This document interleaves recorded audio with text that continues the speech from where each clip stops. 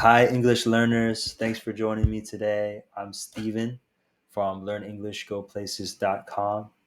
And today I want to look at sentence structures with you guys.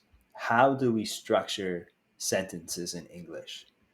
And to do that, I want to take an example sentence, something that came up in an English class, and look at what changes we might need to make to this sentence so that it sounds good in English, so that it sounds natural and fluent when a person is saying this sentence.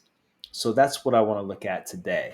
So this is the sentence that we have to look at. It says, sometimes I have a chance to go to Switzerland as a business trip, and sometimes I have a meeting with foreign countries, not only Switzerland, but also Taiwan and UK. So we want to look at this sentence. This is a spoken sentence, it's not writing. It is written here, but this was a sentence that was spoken by someone. And I want to look at how we can change this sentence, how we can adjust it so that it sounds natural, it sounds fluent, it's grammatically correct, etc. Okay, so let's take the sentence part by part. I split the sentence into three different parts. So the first part of the sentence is this: sometimes I have a chance to go to Switzerland as a business trip. Okay, so what's the first thing that we want to look at here? The first thing I want to point out, the first thing that I want to draw your attention to is this expression, have a chance. Sometimes I have a chance to go somewhere. Normally, in this particular situation, we would not say sometimes I have a chance, but sometimes I have the chance. Sometimes I have the chance to go to Switzerland. Sometimes I have the chance to go to this country or that country. So sometimes I have the chance. There are situations in which you would say, I had a chance. Um, Typically, this would be when you're talking about a specific opportunity. Like last week, I had a chance to um, travel to another state, or last year I had a chance to travel to Germany. And even in that case, you could also say, I had the chance to travel to Germany. But especially when we're talking about things in general, sometimes, I have the chance. So I'm going to say, sometimes I have the chance to go to Switzerland. And then we want to be careful here with what preposition we use. So it says here, I have the chance to go to Switzerland as a business trip. But as is not quite the right preposition here. So as typically means, let's say you're a teacher, but you have many different roles in life. You're a teacher and you're a um, maybe you're a teacher of one language and you're a student of another language. And so, and maybe you have another role like you're a mother or a father. So you might say something like, as a mother, I do this and this. And as a teacher, I do this and this. And as a student, I do this and this. So that's kind of the meaning of as.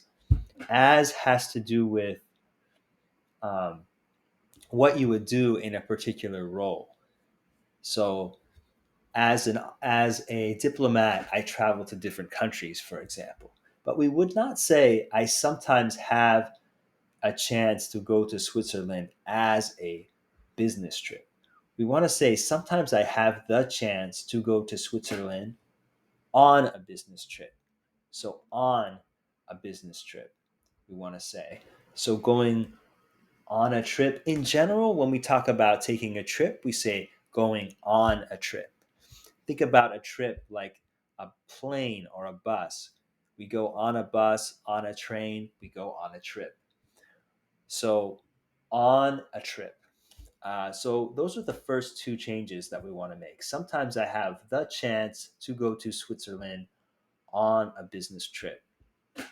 Now, I want to talk about one other change that we might make to this sentence to make it sound a little bit more natural.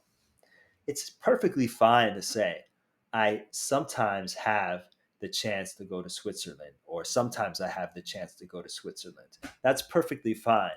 But a more natural way to say this might be, sometimes I get to go to Switzerland.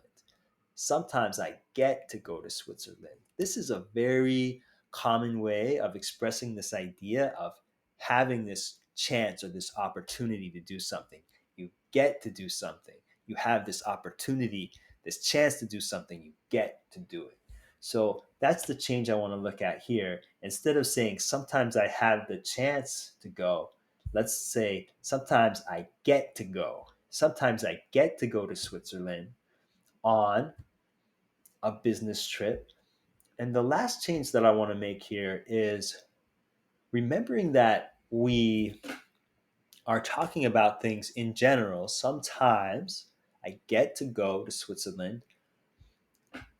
Given that we're talking about things in general, I want to change this on a business trip to on business trips. Because when we talk about things in general, we want to usually use the plural form. Not always, but we often want to use the plural form when we're talking about things in general. We want to use the plural form of nouns. So sometimes I get to go to Switzerland on business trips in general. Sometimes I get to go to Switzerland on business trips. Now that sounds really natural, really good. Sometimes I get to go to Switzerland on business trips. Okay. Now, that brings us to part two, the second part of this sentence. It says, and sometimes I have a meeting with foreign countries. And so we're just going to make two changes here. The first change is just the same thing we did last time when we said going on business trips instead of going on a business trip, talking about things generally speaking. We're going to do the same thing here. And we're going to say, sometimes I have meetings. Sometimes I have meetings. And then we want to be careful with our preposition. So instead of saying with foreign countries, we're going to say in foreign countries. Sometimes I have meetings in foreign countries. So with, when we say having a meeting with, we have to use that with a person. Like sometimes I have meetings with the boss. Sometimes I have meetings with um, German people. Sometimes I have meetings with employees, right? So with always go, having a meeting with always has to be followed by some kind of person or group of people. But if we're talking about the location of the meetings, where do the meetings take place? We want to say, sometimes I have meetings in foreign countries. Sometimes I have meetings in Germany. Sometimes I have meetings in Switzerland. Sometimes I have meetings in France. Sometimes I have meetings in the United States, like inside those countries, right? So that's our second part of the sentence. Sometimes I have meetings in foreign countries, okay? And then the last part of the sentence says, not only Switzerland, but also Taiwan and UK. So this is good. The person saying this sentence wants to say, sometimes I have meetings, sometimes I travel to different countries.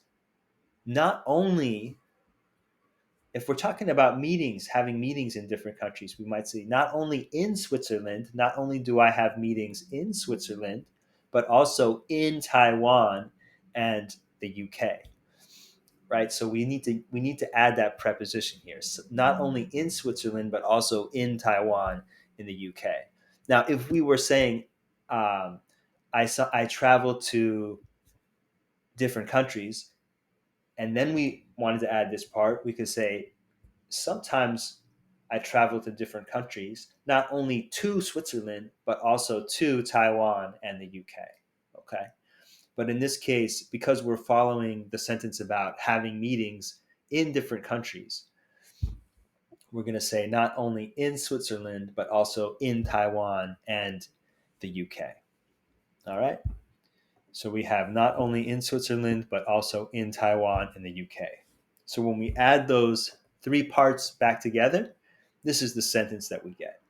Sometimes I get to go to Switzerland on business trips, and sometimes I have meetings in foreign countries, not only in Switzerland, but also in Taiwan and the UK. So that sounds very natural. It flows very well. It's easy to understand. It's easy for a listener to pick up what you're saying. That's all I have for you guys today. I hope this was helpful when you're thinking about structuring sentences and how to put sentences together in English. It's a little different in every language. So I hope this was helpful for you guys. Thanks for joining me today for this lesson, and I hope to see you in the next one soon. Have an awesome day.